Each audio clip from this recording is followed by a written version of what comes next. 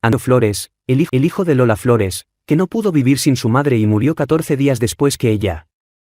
Músico y actor, tuvo una vida plagada de adicciones. Pero siempre dijo que no sobreviviría a su mamá. Murió a los 34 años. 14 días después de la muerte de su madre, la incomparable Lola Flores, 1923 a 1995, su hijo Antonio fue encontrado muerto por una sobredosis de barbitúricos y alcohol. El 16 de mayo de 1995, hace 27 años, España despidió a Lola Flores, la faraona, fallecida en el Lerele, su residencia en el norte de Madrid, a raíz de un cáncer de mama. Su hijo no soportó esa pérdida y el 30 de mayo la acompañó en el camino a la eternidad. Antonio Flores tenía 34 años. Buena parte de España no había salido del dolor por la muerte de Lola cuando se conoció la muerte de su hijo Antonio, con una carrera musical que tomaba una curva ascendente tras varios infructuosos intentos de detener su adicción a la heroína. Una pérdida infinita. La familia Flores, el Pescailla, Antonio González, esposo de Lola, Lolita y Rosario en solo 2 semanas sufrieron lo que calificaron la muerte de su madre y su hermano como una pérdida infinita.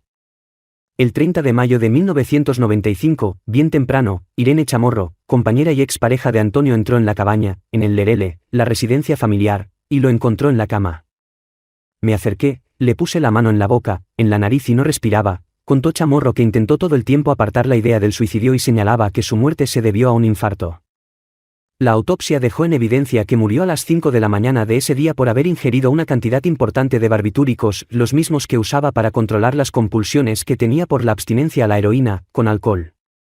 Rosario, la hermana menor, definió el vínculo de su madre con Antonio como un nudo difícil de desatar.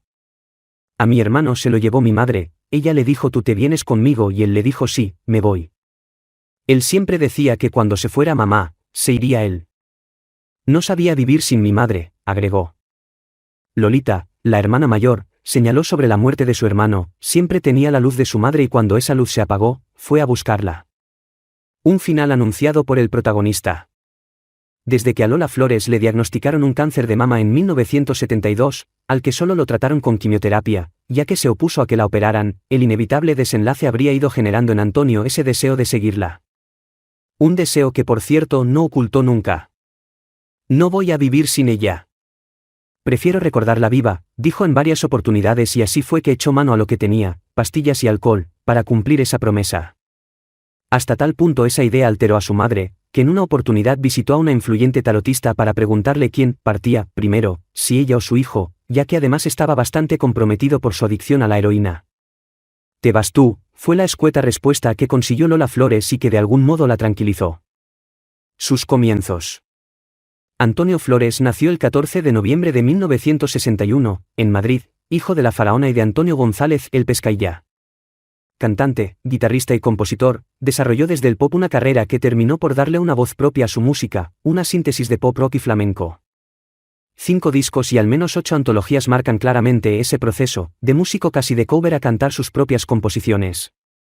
Su primer disco, Antonio, lanzado en 1980, tuvo su hit, No dudaría, escrito por él y que provocó que la crítica se fijara en Flores no tanto como el hijo de, sino como artista.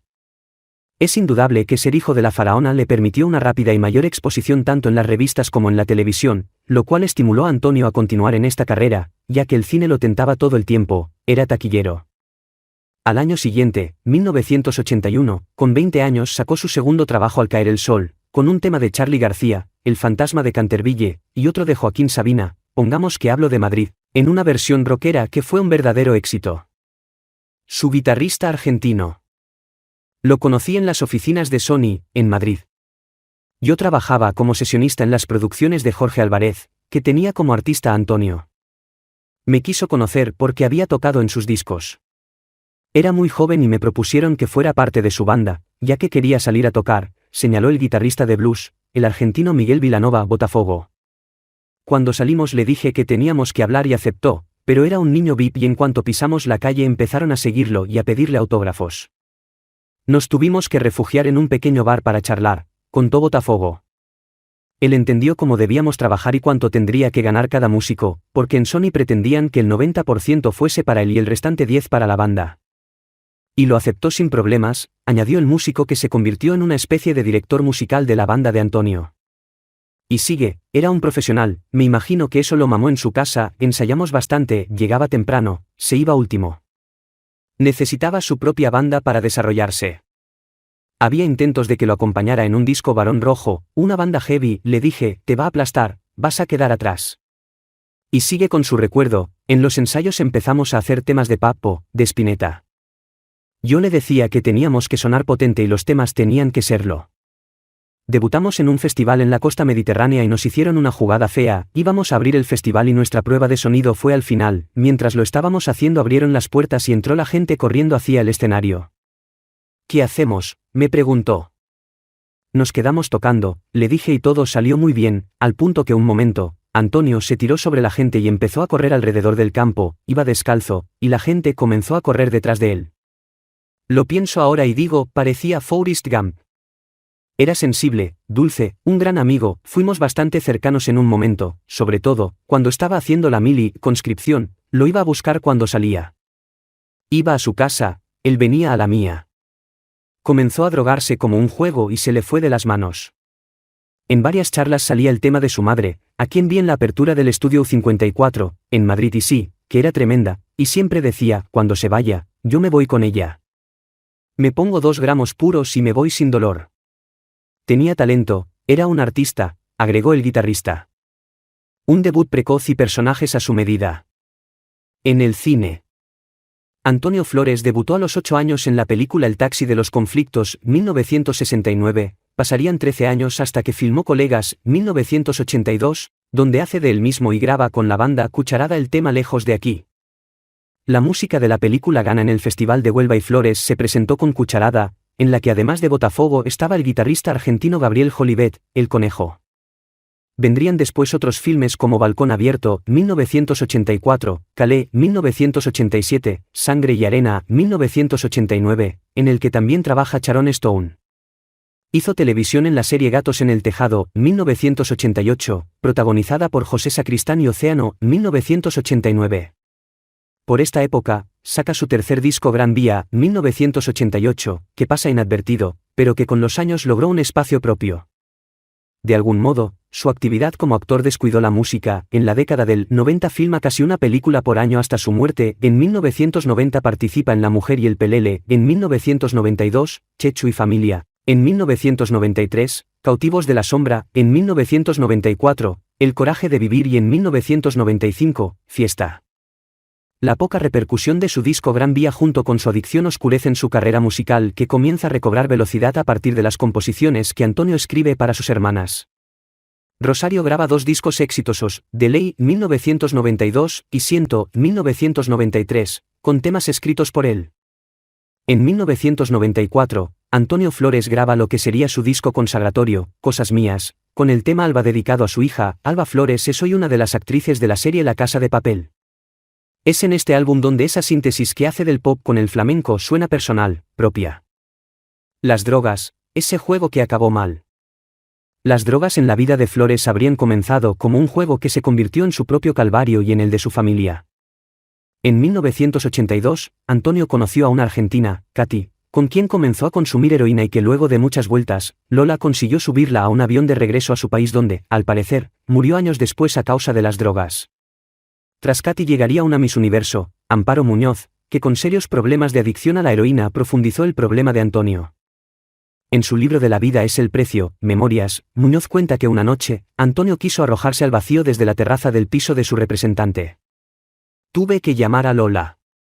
En una entrevista al Magazine del Mundo, en 1994, Lola Flores confesaba haber estado a punto de tirar la toalla durante los 11 años que duró la adicción de Antonio. Llegué al extremo de querer tomarme un tubo de pastillas o tirarme por la ventana. No podía más, había agotado mi capacidad de sufrimiento. Mi hijo ha estado como 7 veces al borde de la muerte, ha tenido todos los accidentes de coche sabidos y por haber y hasta con las drogas, prácticamente lo daban por muerto. Yo no soy madre coraje, pero las madres aguantamos lo que nos echen. Lo que me ha pasado a mí, le puede pasar a cualquiera, ya puedes ser la más santa y más entregada del mundo. He presumido de ser la mejor amiga de mis hijos, porque siempre quise que me contaran sus cosas antes que a nadie y teniendo mis ojos puestos en el único varón, imagínense el drama. Según cuentan, una de las escenas más fuertes que vivieron Lola y Antonio fue durante una tarde en la que Antonio no había podido comprar drogas y estaba en plena abstinencia, con un mono de novela. Estaba en su cabaña en el Lerele, que la madre hizo construir en su residencia para tenerlo cerca, y llegó Lola con drogas y le dijo que quería usarlas y saber qué sentía cuando las consumía para haberse arruinado la vida. Antonio se negó a hacerlo y Lola insistió y volvió a negarse y así en ese tira y afloja, Lola se fue con las drogas. Fueron años duros para la familia Flores, pero en ese doloroso tránsito tuvieron un oasis cuando Antonio se casó con Ana Villa, en 1986, del que nació Alba, en octubre de 1987. Antonio estuvo un año limpio, pero no logró sostener su recuperación y aunque se divorciaron en 1989, Ana se mantuvo siempre cerca de la familia Flores. Sus últimos días. Antonio no asistió al sepelio y entierro de su madre, el 17 de mayo. Tras 9 días de muchísimo alcohol, el viernes 26 de mayo, subió al escenario del pabellón Anaitasuna, en Pamplona. Unas 2000 personas asistieron al concierto y la televisión lo mostró con aspecto agotado, una mano enyesada y lentes negros y si bien habían convenido en no hablar con el periodismo sobre su madre, él fue quien sacó el tema tras el show. Lloré con Camarón, se refiere al genial cantaor Camarón de la isla 1950 a 1992, porque se había muerto un genio y ahora he llorado porque ha muerto otro genio, se ha muerto mi madre. El 27 de mayo se realizó una reunión en la casa del productor Paco Martín, que había hecho firmar a Antonio para el sello Twins y su recuerdo apunta a que toda la cena fue eclipsada por el recuerdo de Lola. El 29 de mayo se reunieron en el Lerel El Pescailla, Rosario Flores, Antonio Carmona, Antonio Villa, las hermanas Chamorro y el representante del cantante, el Chirla. Tras la reunión, Antonio pidió a las hermanas Chamorro que no lo dejasen solo y así lo hicieron. Ya entrada la noche, el cantante se puso el traje de baño y fue a la pileta, aunque nunca llegó a entrar. Más tarde, se fue a dormir a su cabaña y las dos hermanas lo oyeron roncar y lo dejaron dormir. Nunca se despertó. Lamentablemente, Antonio Flores cumplió su palabra y terminó con su vida. Por alguna razón no estaba hecho para vivir sin su madre.